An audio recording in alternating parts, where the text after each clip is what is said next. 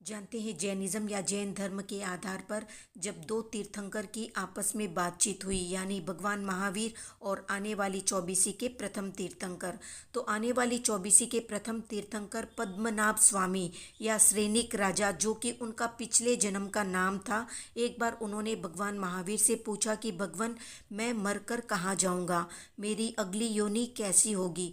तो भगवान ने अपने साक्षात ज्ञान से देखकर कहा कि श्रेनिक, राज्य का उपभोग करते हुए तुम मरकर नरक में जाओगे, वहां पर पैदा होोगे।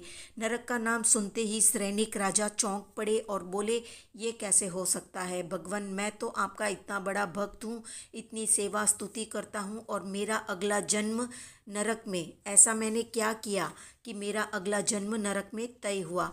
तब भगवान महावीर श्रेनिक राजा को अपना पूर्व जन्म बताते हुए कहते हैं कि जंगल में शिकार के दौरान तुमने एक गर्भवती हिरण को मारा था।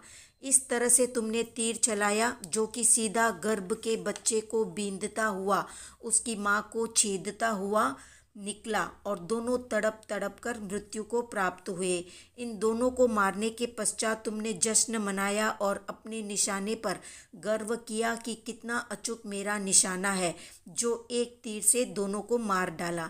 एक तो हिंसा की, किसी का प्राण हरण किया, उस पर खुद के निशाने की प्रशंसा। इस करने के फलस्वरूप तुम्हारे नरक का आयु बंद हुआ, और जो आयु एक बार बंद जाती है उसे किसी भी हालत में बदला नहीं जा सकता। कर्म का फल तो भोगना ही पड़ेगा हर हाल में, पर तुम दुखी मत बनो। नरक का आयु पूर्ण करने के बाद तुम आने वाली चौबीसी के यानी भविष्य के तीर्थंकर बनोगे, ठीक मेरे जैसे। मेरी ही तरह तुम्हारा आयुष्य भी 72 वर्ष का होगा। तुम भी 5 महाव्रत पालन का उपदेश दोगे। मेरी तरह केवल ज्ञान प्राप्त करके सिद्ध, बुद्ध और मुक्त बनोगे।